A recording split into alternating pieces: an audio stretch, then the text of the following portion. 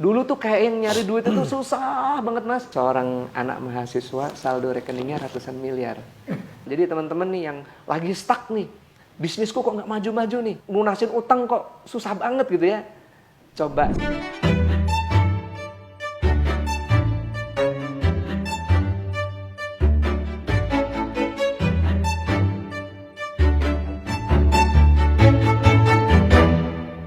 Garasi mobilnya mas? Iya. Bro, ninggalin bro. Lu pakai apa lu? Pakai Grab. Lu nggak cukup di sini bro. Masa gua mau di mesin bro? Pakai remote bro. Masya Allah bro. Ini showroom apa? Ini punya kakak saya sih, Mas Febrian. Oh.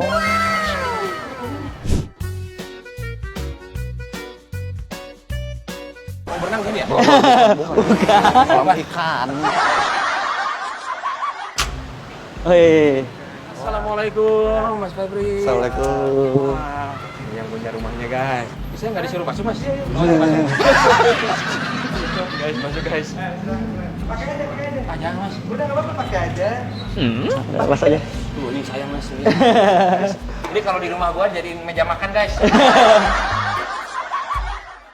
Assalamualaikum warahmatullahi wabarakatuh Mas Febri. Waalaikumsalam warahmatullahi wabarakatuh. Alhamdulillah sehat Kang. Manggilnya Kang atau AA nih? Ah, bebas lah. Ini saya lihat rumahnya ya Allah. Ini kayak rumah-rumah yang di istana-istana gitu ya. Ini luasnya berapa nih mas? Kalau luas tanah 1.500 kurang lebih. Terus bangunan? Luas bangunan 3.300. Ini soalnya ini lantainya aja ini Marmer ya? marmer Iya. nih. Meja makan saya pakai marmer mas di rumah nih. Seriusan bener. Langsung aja lah to the point. Mas Febri, latar belakangnya tuh memang udah kaya seperti ini gitu. Dengar-dengar tuh anak dari supir bis Damri katanya ya. Betul, betul. Jadi saya aslinya dari Solo. Hmm. Bapak saya sama bapaknya Mas Randu, sopir bis Damri. Kemudian saya sama Mas Randu ngerantau ya ke Bandung. Kita alhamdulillah diterima di Institut Teknologi Bandung. Saya angkatan 2002, Mas Randu angkatan 2003. Nah, meskipun dulu pas SD, SMP, SMA-nya saya jauh lebih berprestasi dari Randu, tapi pas kuliah kebalik. Jadi saya pas SD, SMP, SMA dulu memang selalu ranking 1 ya, nggak pernah enggak. Dan alhamdulillah pas NEM juga tertinggi se-Solo, se-Jawa nomor 4 atau nomor 6 ya waktu itu. Nah kalau Mas Randu ini kalau di SMA termasuk yang anak-anak yang sedikit bandelnya di sana. Terkenalnya anak bandel gitu ya. Tapi alhamdulillah begitu hijrah ke Bandung itu kedewasaannya berubah. Kalau anak masuk ITB kira-kira orang tua bahagia nggak? Bangga. Pasti. Bangga bahagia ya. Tapi yang terjadi saya ingat sekali ya, mama saya itu justru malah menangis. Waktu saya masuk ITB terus disusul Randu masuk ITB itu mama saya malah menangis karena nggak ada biaya. Saya sama Randu itu belum pernah keluar jalan-jalan keluar kota yang jauh sekali gitu ya. Biasanya anak kalau dari kampung ke kota itu pasti orang tua nganterin dong. Nggak mungkin enggak ya. Yang terjadi adalah saya sama Randu itu berangkat sendiri. Karena memang orang tua nggak ada biaya sama sekali buat nganterin. Karena kondisi waktu SMA itu, jadi memang bapak saya sakit-sakitan sampai beliau almarhum wafat. Sakit-sakitan terus, jadi memang nggak bisa kerja. Dan mama saya sebagai jahit baju ya. Jahit baju, daster, batik gitu. Jadi tukang jahit Ngobras. gitu. Ngobras. Akhirnya saya sama Randu kuliah di Bandung dan masih ada satu kenangan yang inget banget ya. Saya sama Randu itu kalau saya inget Randu zaman dulu, saya masih inget posisi wajahnya gitu ya. Bayangin kita naik kereta ekonomi nggak bayar mas. Kenapa tuh mas? Nggak ada duit, 24.000 padahal tiketnya ya. Masih inget nggak? Sembunyi di WC. Sembunyi di WC. Digedor-gedor WC sama ekonomi itu bohong. jangan diikutin ya teman-teman ya. Tapi ini adalah pengalaman hidup saya sama Mas Randu. Randu masih inget nggak? Dulu Iyalah, masih ngumpet di WC. Bau. Kereta Ya. ekonomi, bayangin. Kalau ekonomi sekarang bagus, Iya. udah AC. Kereta ekonomi zaman saya sama Randu dulu kuliah tahun 2003-2004 itu bau sekali, panas, nggak ada AC-nya gitu. Bayangkan untuk beli tiket kereta yang waktu itu kereta ekonomi Kahuripan namanya. Nyampe di Bandung, kita nggak tahu mau tinggal di mana. Belum tahu ya itu Belum ya? tahu. Tujuannya apa gitu, Buta, belum tahu ya? belum tahu Bandung itu seperti apa di mana. Tapi alhamdulillah Saya ucapkan terima kasih sama senior dulu SMA 3 Solo ngebantu kita menampung nampung kita gitu ya selama beberapa bulan. Akhirnya kita ngekos sendiri dengan akhirnya kita bisa ngekos dengan kosan yang cukup mewah. Mepet banget lah pokoknya. 750.000 setahun. 7 Tahun bro. Masih ada nggak kosan kebayang gitu. kosan segitu? Nggak ada. Oh, Kirain nggak saya ada sebulan. ya. Kebayang segini nih kayaknya. Nggak, Sempit sebenarnya itu ada teman-teman ngontrak rumah terus ada spot dikasih triplek buat Kasih kita triplek kamar. buat kita. Kita jadi cuma nambahin dikit lah. Jadi Ada ini bisa lah dibikin kamar dikasih di triplek. triplek pakai itu. Jadi dulu kita tidurnya itu Tanahnya masih cor-coran ya. cor-coran. Cor-coran. Ya, Jadi tapi nggak kita nggak ada bersyukur lah. keramiknya. Toilet di luar. Ya pasti. Gak mungkin di dalam bro, segitu. Di luar rumahnya. Iya bener di luar rumah yang kita kontrak. Jalan yang kami pilih cukup berbeda. Kalau saya dengan kondisi yang seperti itu, saya dari kuliah saya sibuk bisnis. Karena saya merasa bahwasanya orang tua saya nggak sanggup biayain gitu kan. Akhirnya saya terjun bisnis. Randu juga sama sebenarnya bisnis, tapi dia nggak terlalu serius di bisnisnya. Dia lebih serius kuliah. Akhirnya dia lulus di Teknik Fisika ITB dengan predikat yang cukup terbaik waktu itu. Kalau saya drop out. Iya, kalau saya drop out. Tapi saya drop outnya bukan drop out yang memalukan, karena saya sudah ngambil SKS itu sampai 140-an SKS. Harusnya udah lulus. Iya. Bener nggak? Iya. TA-nya juga udah Tugas akhir atau skripsi juga udah selesai mas waktu itu. selesai lah. Udah selesai. Mengundurkan diri. Saya mengundurkan diri atau drop out atau apapun itu karena waktu itu saya merasa bahwa saya sedang dalam menjalankan sebuah bisnis yang besar. Ya akhirnya saya jalankan 2007 sampai tahun 2011 dengan omset yang sangat besar sekali sampai saya diundang di Kick MD. Seorang anak mahasiswa saldo rekeningnya ratusan miliar. Tapi bukan trading loh ya. Bukan trading loh. Itu 2007 Anak mulai bisnis. anak mahasiswa. Sekarang Sekarang berapa tuh ya kira-kira 2007 ya? iya 20-an ya, 24 4 tahun berarti mas prosesnya, 23. 2007 sampai 2011. Iya, kira-kira mas, kalau mas di posisi saya, bisnis sedang besar sekali, terus omset segitu besarnya gitu ya. Kira-kira pilih yang mana, kuliah atau bisnis? Karena kuliah saya itu beda dengan kuliah yang lain. Saya di teknik kimia itu ada satu mata kuliah lagi yang mengharuskan saya itu keluar dari Bandung. Sama seperti kedokteran koas. Nah, kalau teknik kimia ITB itu ada yang namanya kerja praktek. Jadi saya harus nyari pabrik di entah di mana gitu ya. Kayak magang lagi mas. Iya betul, saya harus magang, saya harus keluar meninggalkan bisnis saya 6 bulan dan itu nggak mungkin. Iya. Bisnis saya lagi naik. Nah, akhirnya saya harus memilih. Kalau teknik fisika ada nggak? Nggak ada. Nggak ada ya. Kalau teknik kimia ada. Namanya kerja praktek rancang pabrik. Nah, akhirnya dengan sangat berat hati ya nggak sampai lulus. Padahal tugas akhir skripsi udah selesai, udah sidang lagi. Dari situ saya bisnis macam-macam, naik turun, lebih banyak turunnya sih. Jadi kalau teman-teman nih, kalau yang mulai bisnis kemudian berat, naik turun, bangkrut, gagal lagi, coba lagi, ya itu semua pengusaha merasakan hal seperti itu. Itu saya rasakan sekali, mulai dari saya pertama berbisnis 2007 sampai sekarang. Itu naik turunnya itu luar biasa. Cuman yang saya pernah mengalami satu cobaan yang sangat berat itu 2013 mas. Jadi sebenarnya bisnis saya itu udah settle, udah bagus gitu ya. 2013 saya itu salah gaul. Pergaulan di situ tuh mencari relasi dan lain sebagainya. Tapi ternyata saya kurang dewasa. Gaulnya sama siapa? Siapa tuh mas? Gaulnya sama orang-orang bagus, orang-orang hebat gitu. Saya waktu tahun 2012-2013 itu ada klub supercar pertama di Indonesia. Oh iya. Pertama kali klub Lamborghini Ferrari yang ramai banget di Indonesia itu kan 2013-2012. Saya beli mobil waktu itu pertama kali Lamborghini Murcielago. Masih ada sekarang mas? Udah Oh, dijual. dijual. Waktu itu dibeli sama Pak Bamsud yang beli Lamborghini Murcielago saya. Berapa itu harganya mas? 2013? Murah sih, di bawah 5M lah. Murah. Ya kalau kita bandingkan dengan Lamborghini yang model-model sekarang kan beda sekali. Cuman memang Lamborghini Murcielago sekarang itu harganya udah nggak masuk akal. Jadi dulu sempat murah tapi sekarang nggak masuk akal. harganya. Jadi kalau Mas lihat mobil saya di bawah itu sebetulnya bukan liabilitas tapi investasi. Karena saya dari 10 tahun yang lalu main supercar, kemudian saya jual unitnya, saya belum pernah mengalami saya jual itu dengan harga lebih murah, belum pernah. Naik tuh. Iya, kalau Mas biasa jual mobil dipakai setahun, 2 tahun, 3 tahun, harganya naik atau turun? Turun ya. Nah, kalau supercar itu beda. Nabung itu Iya, kan ya. justru Investasi. investasi. Jadi kalau melihat, wah mobilnya banyak banget nih, hisapnya gimana dan lain sebagainya, nah itu adalah bisnis. Jadi jangan dilihat itu adalah liabilitas atau kita bermewah-mewahan, tapi sebenarnya bisnis. Karena mobil saya memang keluar masuk. Kemarin ada beberapa unit Ferrari dan lain sebagainya itu ketika dijual, alhamdulillah untung semuanya. Nah kembali lagi ke cerita yang tadi. 2013 saya ngelihat orang, waduh orang-orang hedon semua lah. Ternyata saya levelnya masih jauh sama mereka gitu ya. Wah mobilnya pokoknya Lamborghini yang terbaru dan lain sebagainya gitu.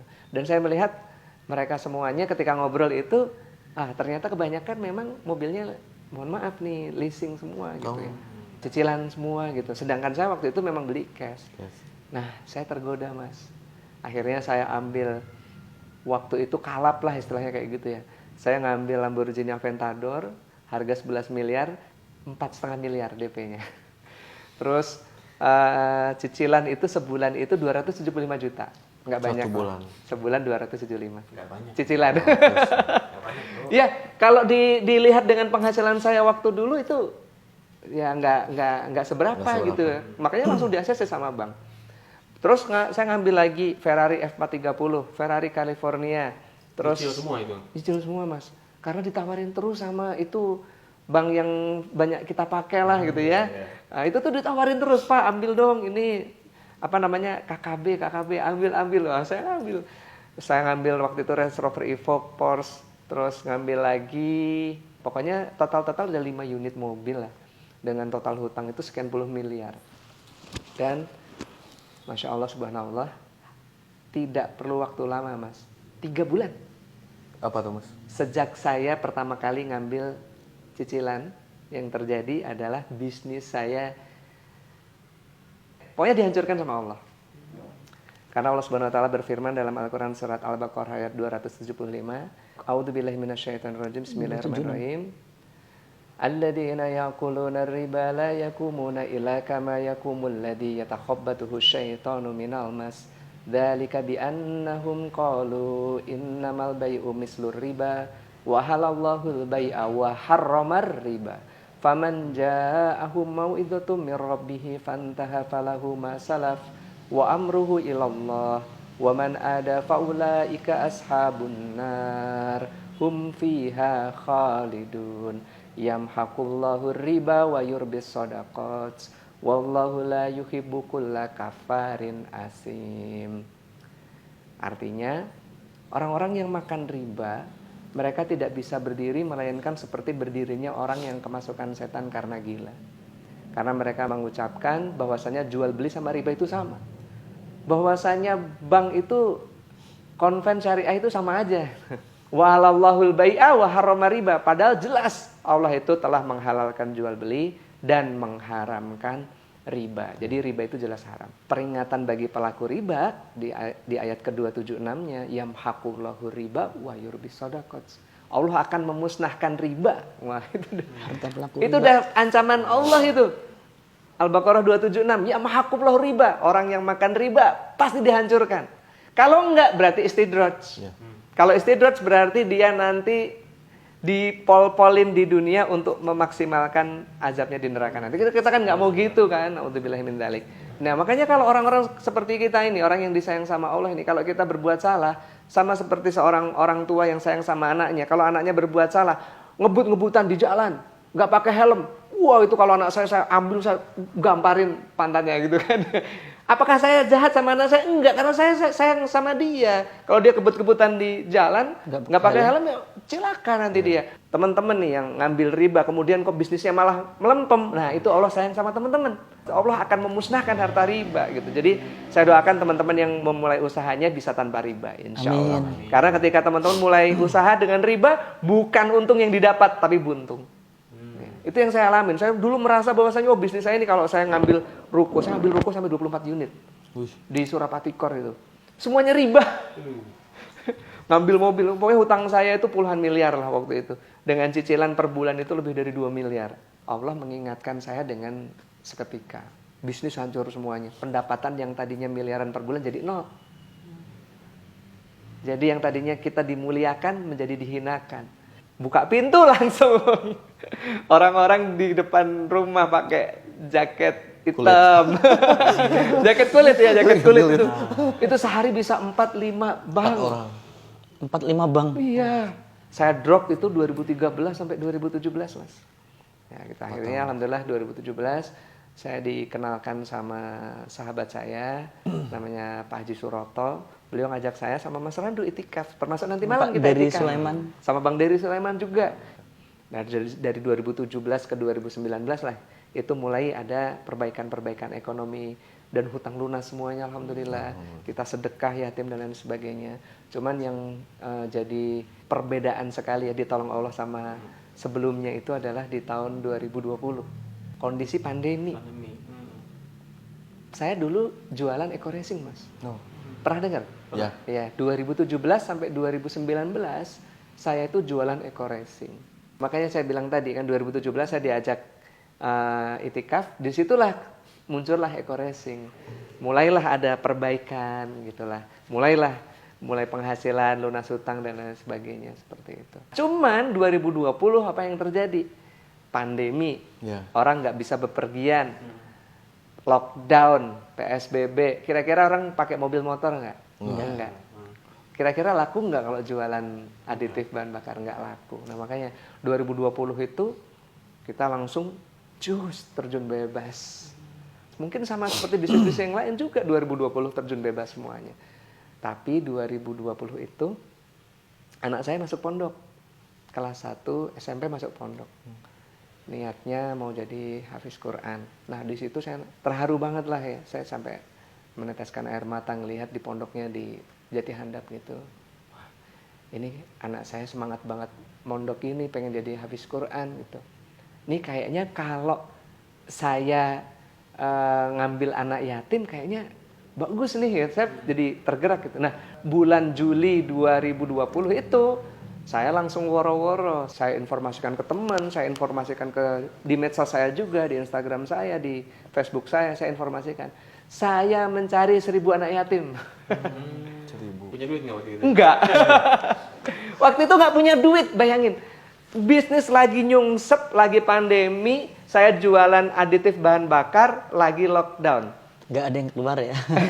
Naik motor, mobil. Orang di rumah semuanya nggak ada yang beli gitu kan. Tapi saya memulai program yang kayak nggak mungkin gitu. Saya perlu 1.000 anak yatim, saya biayai. Akhirnya tahun 2020 itu masuk 34 anak, Mas. Karena nyari anak yatim tuh nggak gampang juga loh.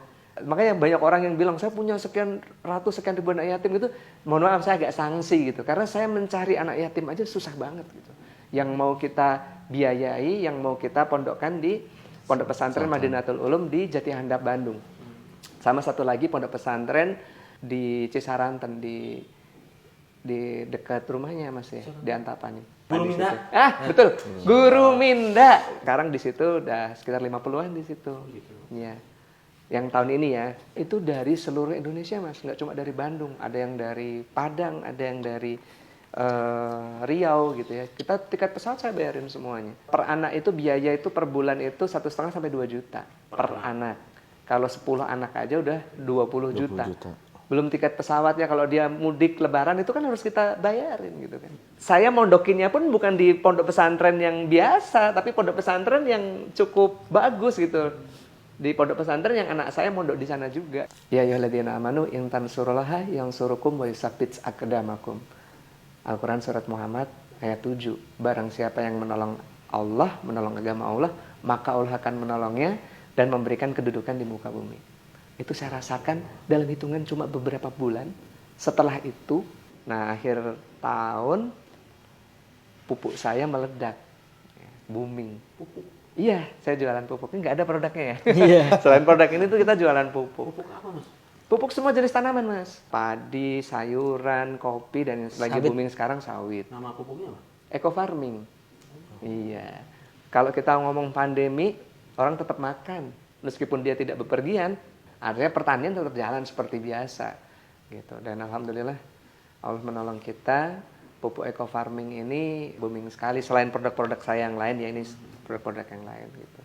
2021, nah saya mulai pembangunan rumah ini. 2021, ini cuma setahun ngebangunnya. Jadi gini Mas, saya kemarin Ustadz Lukmanul Hakim ke kantor, Ustadz Lukmanul Hakim Pontianak. Itu kan beliau terkenal sekali ya nyantunin anak yatim ya. Beliau bilang gini sama saya, Mas, Rasul itu bukan nyuruh kita nyantunin anak yatim, bukan.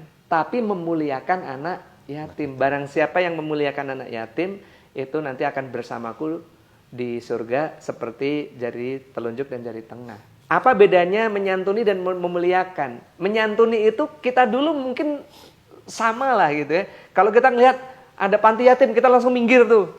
Ada duit berapa di dompet, kasih, terus tanda tangan, akad. Itu menyantuni. Seingatnya Mas, seingatnya. Atau mungkin kita pas lagi ada acara di kantor atau ada acara syukuran, kita jadiin anak yatim itu sebagai properti acara. Ustadz Lukmanul Hakim yang ngomong loh ya, saya jiplak beliau. Betul juga ya, jadi malu nih dulu kalau bikin acara-acara sering ngundang anak yatim cuma buat jadi properti nih di acara, cuma jadi figuran gitu ya di acara gitu. Nah makanya kita disuruh memuliakan anak yatim. Memuliakan anak yatim itu apa? Kita jadikan dia anak kita. Gitu, makanya sejak itulah saya sama anak-anak saya itu sekarang totalnya udah 74. Itu saya salaman sama mereka. Kamu sekarang jadi anakku ya. Nanti biaya kamu sampai besar saya yang biayain. Kamu nggak perlu mikir biaya lagi. Yang perlu kamu pikir adalah kamu ngapalin Al-Quran, hafiz 30 juz, kamu sama ibumu bapak berangkatin umroh. Semuanya saya kasih. Dan alhamdulillah baru 2 tahun ini ya, itu udah ada anak itu namanya Ananda Niken, itu udah 17 juz. Wah itu makin semangat ya alhamdulillah. Jadi rata-rata sekarang udah di atas 5 juz dari total 74 anak. Nih Randu juga ngikutin, dia ngambil 20 anak ya. Kita ngomong 100 anak aja, itu sebulan berarti kita butuh biaya berapa? 200 juta ya. 1 bulan. Berarti setahun berapa miliar gitu kan. Ya, itulah yang saya merinding banget itu ya. Dulu tuh kayak yang nyari duit itu susah banget Mas. Iya. Susah nggak Mas nyari duit Mas? Nyari duit itu ya sering ketipu orang, ketipu partner bisnis gitu kan, ketipu gitu. Kalau Allah sudah menolong kita, merindingnya Mas, udah selesai lah urusan dunia. Itu saya rasain banget. Kenapa kok hidup saya berubah sekali selama 2 tahun terakhir ini? Yaitu saya bukan menyantuni anak yatim, tapi memuliakan anak yatim. Saya ambil mereka jadi anak saya, akad gitu, jadi anak. Kamu sampai dewasa, tanggung jawab saya. Gitu. Kalau hanya sekedar menyantuni, mohon maaf nih. Mungkin orang-orang juga banyak yang nyantuni anak yatim, tapi seingatnya, seada duitnya, ya kan. Tapi kalau kita muliakan, kita jadikan anak, itu jadi prioritas. Pengeluaran kita tiap bulan tuh. Silahkan teman-teman, kalau bisa mulai ngambil anak yatim ya, jadiin anak angkat itu ya, 1 aja. Nggak mahal kok, paling 1,5 juta sampai 2 juta gitu ya. Tapi nanti lihat bagaimana nanti baginda Rasul itu ya memberikan syafaatnya. Nggak cuma nanti di yaumil akhir gitu ya. Tapi dalam keseharian kita ini kayak kita itu ditolong, dibimbing gitu. Insya Allah gitu Mas. Sama bro. Insya Allah, saya pengen nanti setelah ini Rezeki langsung bener loh. pulang dari sini langsung kita cari anak yatim. Insya Allah. Lu kan yatim bro? Tapi udah bukan anak, udah bukan anak. Belum balik sebelum. Nah ini juga teman-teman kalau yang lihat video ini kalau ada anak yatim, saya masih nyari banyak gitu ya. Jadi saya kalau saya tuh punya ruko banyak, puluhan ruko, dan itu kebanyakan memang sudah disewa dari dulu sama beberapa bank dan lain sebagainya. Bayaran sewa itu memang nggak saya pakai sama sekali, saya untuk anak yatim gitu. Jadi kalau ada anak yatim yang mau saya biayain, nah boleh datang ke kantor saya, Best Corporation Syariah di Kompleks Surapatikor. Nanti bisa cari Mas Aldi atau Bu Retno. Ya nanti. Nanti insya Allah akan kita biayai sampai dewasa. Nah, buat yang duafa pun kita juga insya Allah kita mulai programnya. Jadi nggak harus yatim, duafa juga boleh. Tapi minimal hafal juz 30. Nah, Ya, minimal hafal juz 30 ya. minimal Satu juz aja ya. Satu juz aja. Nah, kalau yang yatim nggak ada syarat. Asal mau ngapalin Al-Quran aja. Kalau yang yatim dari umur? Dari umur 6 tahun. Dari 6 tahun. Ya, kalau yatim dari umur 6 tahun sampai umur 13 tahun ya. Karena kalau sudah berapa tahun? Berapa tahun? Saya 17. udah bukan anak lagi. Jadi ada itu yang ke kantor itu ya minta beasiswa umur 17 tahun. Wah, itu bukan anak yatim lagi. Berarti dari umur 6 tahun. 6 tahun sampai 13. 13. Ya. Kalau yang duafa ya itu juga mungkin bisa umur segitu juga atau umur kita lebih prioritaskan SMP SMA gitu ya yang berprestasi ya kita berikan beasiswa. Itu tadi salah satu rahasia ya dari Mas Febri. Tapi gini Mas, saya satu pertanyaan. Kalau misalkan, kan karena kalau kita ngambil anak yatim butuh biaya. Oke lah minimal 1.500.000. Nah sedangkan di luar sana ada yang memang buat diri sendiri aja nggak sanggup, apalagi ngebiayain anak yatim. Ada tips nggak selain rahasia sukses, misalkan yang nggak mampu untuk membiayai anak yatim? Selain itu ada nggak? Ngenalin anak yatim ke saya. Nah, Gitu ya, jadi pahala itu juga. jadi amal jariah. Jadi aman. Jadi anak yatim yang teman-teman kenalin ke saya, terus anak yatim tersebut saya biayai, pahalanya juga ngalir ke yang ngenalin. Masya Allah. Sanatnya masuk. Iya, ngalir juga ke yang ngenalin. Yang jadi wasilah amal kebaikan juga. Gitu, insya Allah. Gua nanti mau kenalin sama Mas Febri aja dulu. Boleh. Berkah. Lu udah sanggup bro? Hah? Lu udah sanggup? Oh iya, insya Allah bro. Insya Allah, iya. Banyak cicilan sih lu. Belum buka kartu bro. Mas Nando, gimana nih Mas Nando nih? Ada yang mau di-share juga nggak? Mas Nando? Saya sebenarnya cuma ngikutin beliau aja. Saya belajar dari beliau itu teladan bagi saya. Dan ternyata saya berusaha mengikuti, saya ngambil anak yatim juga bener rezeki ngocor tadi sempat main ke rumah saya ya. Banyak beras di rumahnya loh. Berasnya banyak banget. Hari kita main sana ya. Iya. Berasnya banyak banget. Terus tadi ada tempat fitness gratis juga. Masya Allah. Ini adik kakak menjadi inspirasi buat kita semua. Luar biasa. Ya memang Mas, jadi kalau kita sedekah bahan makanan itu dibayarnya sama Allah itu kontan. Saya dari dulu sering sedekah, tapi sedekahnya uang gitu ya. Dan salah lagi sedekahnya. Ke ustadz-ustadz terkenal gitu. Saya dulu kan dari dulu tuh pas lagi banyak duit dulu gitu ya, mainnya sama ustadz-ustadz terkenal, sedekahnya lewat beliau sampai miliar-miliaran gitu ya. Kalau kita mau terjun langsung gitu ya, itu Allah akan melihat gitu. Jadi nggak kita cuma nitip sedekah gitu ya. Nah ini mama saya kondisi sangat minus sekali ya. Ini yang saya masih ingat sampai detik sekarang nih. Kondisi masih minus. Saya sama Randu dulu, masih ingat nggak dulu kita zaman kecil kalau makan biasanya pakai apa dulu? Iya, satu telur aja dibagi. Ya, satu telur dibagi bertiga, terus nasi, Tempe, sayur sop, tempe pakai kecap. tempe, terus pakai kerupuk gitu doang. Jarang banget kita makan ayam itu sebulan sekali ya. Makan ikan itu mungkin Idul Adha lah. sekian bulan sekali Makan gitu. daging. Ya, tapi dengan kondisi yang seperti itu, mama saya, semoga Allah selalu berikan kesehatan dan umur yang panjang buat beliau. Beras ya, satu karung gitu ya. Nggak mahal lah beras satu karung. Sekarang beras satu karung paling 50.000 5 kilo. Ya. Diplastikin kecil-kecil. Mungkin satu karung itu jadi 50 atau jadi apa? Dibagiin ke tukang-tukang beca. Nah, itu mama saya itu kerjaannya. Dari zaman kita susah. Nah, kalau sekarang ya jangan ditanya. Wah, bagiinnya ya berkarung-karung lah di rumah sekarang gitu. Allah Subhanahu wa taala berfirman dalam Al-Qur'an surat Al-Ghafir surat 40 ayat 79 dan ayat 80. A'udzubillahi minasyaitonir rajim. Allahul ladzi ja'ala lakumul an'ama litarkabu minha wa minha ta'kulun. Walakum fiha manafi'u wa litablughu 'alaiha hajatan fi sudurikum wa 'alaiha walal fulki tuhmalun. Ini ada satu ilmu lagi, boleh nggak nih? Boleh. Nah, saya itu ngalamin banget perubahan ya, yang tadinya jualan susah, tahu-tahu orang malah rebutan gitu ya. Dulu kita nawarin produk itu orang, ini barang apa gitu, bahkan produk saya dibully di medsos dan lain sebagainya. Tapi sekarang datang ke kantor bawa truk, buat beli pupuk itu bawa truk gitu ya, rebutan. Ada ustadz saya, Ustadz Nasir Hafizahullah, lulusan Yaman di pondok pesantren yang nanti malam kita itikaf di sana. Beliau menyampaikan ayat ini, Mas Feb, tahu nggak di Al-Quran itu banyak sekali ayat-ayat surat-surat yang tersirat, yang tidak nampak maknanya, yang dijelaskan oleh baginda Rasul.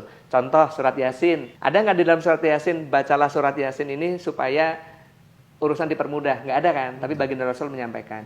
Surat Al-Mulk, ada nggak di dalam 30 ayat surat Al-Mulk itu disampaikan, bacalah 30 ayat ini supaya terhindar dari azab kubur?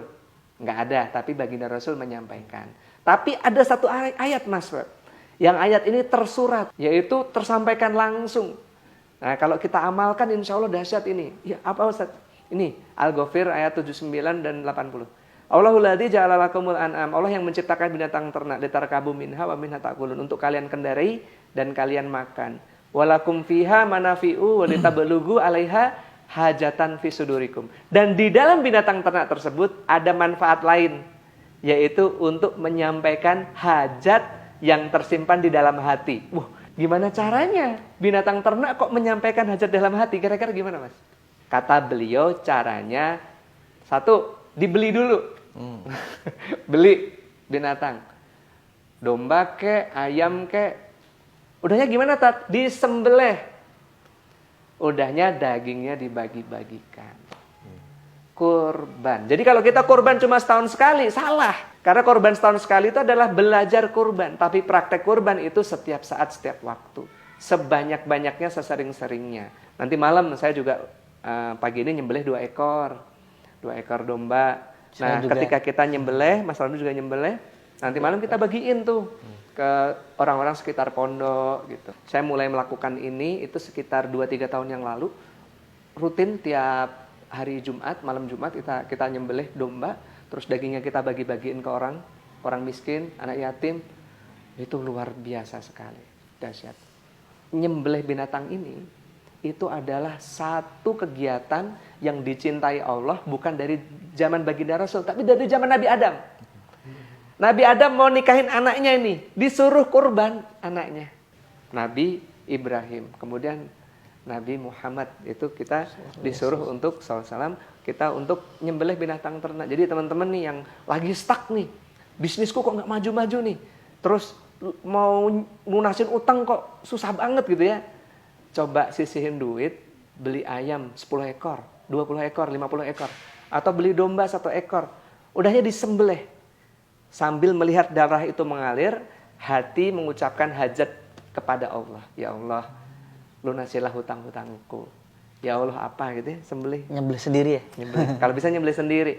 Itu insya Allah, teman-teman semuanya, Allah akan menolong ngelunasin hutang semuanya. Nggak usah itu sedekah, nitip-nitip ke siapa, nggak usah nitip-nitip ke doa, lakukan sendiri. Ya, beli binatang, beli domba, beli ayam, sembelih, bagi-bagiin. Oh, itu luar biasa, saya rasakan sendiri. Ayam dulu, Bro. Ayam dulu aja. Boleh, nggak ada masalah. Karena Lele juga nggak apa-apa. nyembelihnya gimana lele? Bisa. Iya. Ayam boleh tuh, karena nggak semua orang suka kambing ya. Kalau ayam insya Allah semua orang kemakan lah. Nah ini Mas, saya pengen tahu ini apa nih Mas? Kopi stamina pria dewasa. Kopi stamina. Ini dari ini usaha dari Mas juga. Betul. Namanya Econax dan Ecomax. Ini Masya Allah nih Mas, ini produk ini untuk kecantikan, untuk kulit. Jadi ini best seller banget ini. Mulai merasakan ada kerut-kerutan di wajah, terus pengen wajahnya lebih cerah ya. Karena dia kandungan kolagennya itu 5.300 mg. Cantik dari Ya, dalam berarti. betul. Nah ini LVN Kalsi, ini untuk susu kecerdasan anak. Ini untuk anak-anak kita yang pengen cepat ngapalin Al-Quran, ingatannya tajam, insya Allah. Menambah daya ingat Mas ya? Iya betul. Ini untuk pelangsing, namanya juga Slim. Ini sudah kita ekspor nih ke Brunei, ke Malaysia. Ini laku banget kemarin pas pandemi. Ya, mereka sampai kontainer-kontaineran. Soalnya yang positif minum ini 3 hari tiba-tiba di apa tuh namanya? Antigen. Di antigen negatif. Iya. Cuma 2 hari 3 hari lah. Yang positif 3 hari. Pro ini Mas. Iya. Habs Pro, Bimax. Kayak Covico ini bagus untuk yang kolesterol. Dan sebenarnya produk saya masih banyak banget. Ada ratusan produk yang lain, cuman nggak muat. Kita jualan kosmetik juga. Kosmetiknya nggak kita keluarin ya, karena banyak banget. Ada Skincare. Skincare, LVN, Lavanaya Secret sekarang mereknya. Itu ada day cream, night cream, serum siang, serum malam, peeling lotion, terus ada micellar water, ada body serum, ada sabun, macam-macam lah, banyak sekali. Ada parfum-parfum juga. Itu tadi kita belajar sama beliau, ternyata dari nol ya guys ya, dari nol, Dari minus, Pak. dari minus, Pak. Dari jalan kaki, Dari jalan kaki, Pak. Dari minus, dan sekarang alhamdulillah beliau sudah dari numpang. sukses ini guys ya, masya Allah. Itu tadi rahasianya. Terima kasih banyak Ya. Mas Febri dan Mas Randu. Kita udah diizinin silaturahmi ke sini. Mudah-mudahan silaturahmi ini menjadi panjang terus ya. Amin, amin, amin. Dan juga Jangan lupa ya, yang punya kenalan anak yatim yang mau disekolahkan sama saya, boleh nanti hubungin sama Mas saya sama Mas Vicky ya. boleh, Nah, boleh ya. Sahabat nanti semua bisa ya. dikenalin sama kita. Ya nanti tiket pesawatnya pun kita tanggung, Oh, kita biayain. buat kalian langsung aja follow Instagramnya Mas Febri di sini di bawah ini, dan juga Mas Randu. Terima kasih. Assalamualaikum warahmatullahi wabarakatuh. Waalaikumsalam warahmatullahi wabarakatuh.